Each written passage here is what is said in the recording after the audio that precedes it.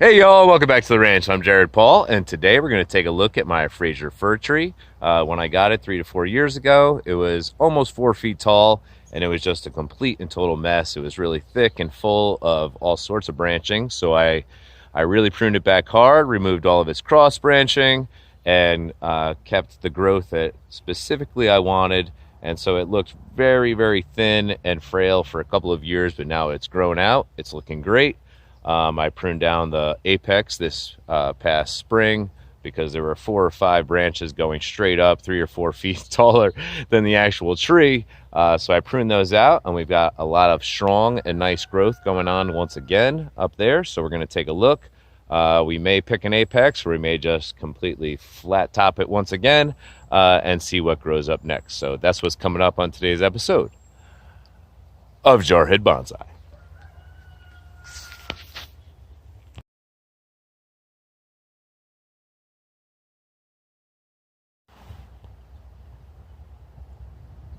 All right, so off the front corner of my house, I have this Fraser fir. I actually planted it in its wire cage and burlap sack so that it's above the ground, just in case I ever want to move it. And when I got it, it was just completely full. You couldn't see through like you can right now. You couldn't see any of the branches. It was just this big green fluffy mass. And I know people like those, like nice and full and soft for their Christmas trees. But as far as like having a tree in the front of my house, I really wanted to clean it up and let it grow in the way it was supposed to. So you can see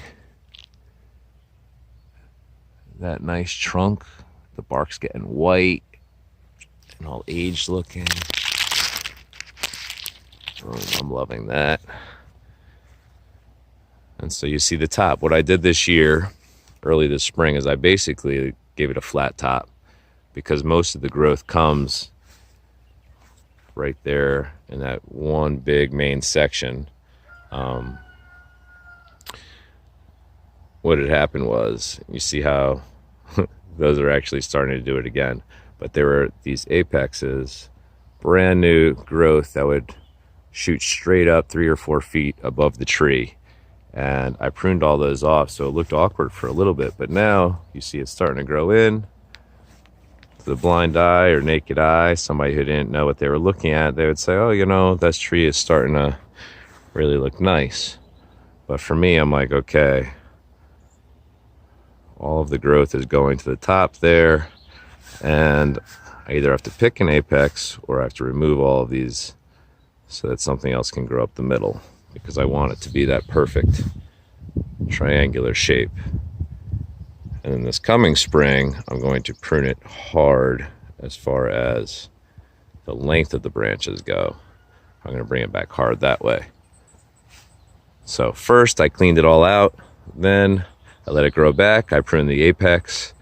Now I'm going to prune the apex again, let it grow all summer and fall, and then next spring I'm going to take it back hard as far as its width goes. See if we can't get a lot more dividing and stuff going on earlier. So yeah. All right, let me set this up on the tripod and we'll get started.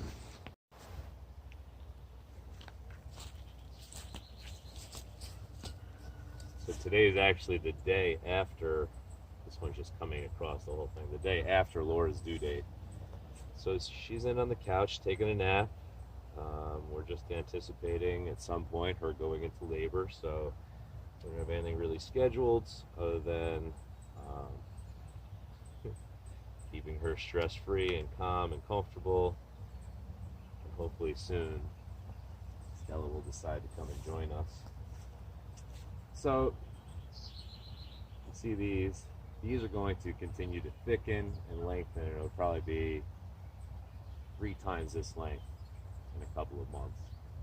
So I'm just going to remove it entirely.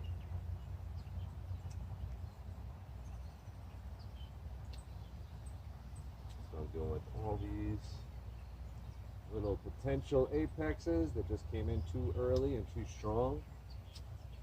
Really, most of this tree's energy comes to this top center point right here. So I can't even believe how much growth it actually puts off compared to the rest of the tree. So I was hoping when I pruned it up this year that I would get a perfect apex going up the middle, and I got about 5 or 6 of them just off center, so not perfect, but still pretty cool. So this coming spring, you see this branch, one's like this and this, one's really reaching out. What I think I'm going to do is I'm going to set a center point up here with 2 strings, and then kind of like lay it along the branches and figure out what profile exactly I want. And then I'm going to really take these back hard. This is the first one of this type that I've ever done, so it's a lot of fun. You know, you don't realize when you get a tree, a Christmas tree, typically when you're a kid, how much like nasty branching, and it looks full, but it's just a total mess when you actually get it. So creating the perfect Christmas tree is a lot of fun for me.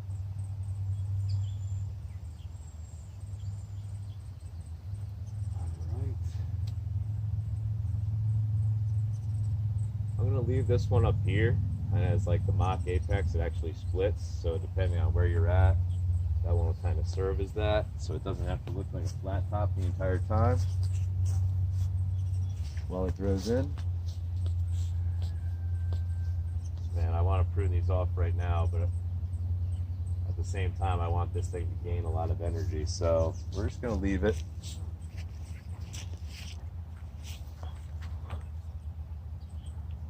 Wow. All right, let's take a look a little closer.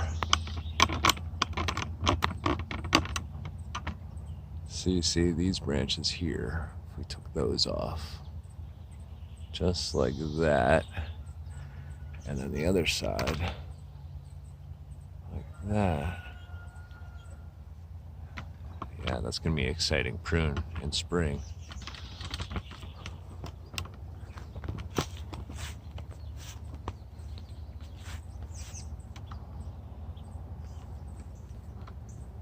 All right.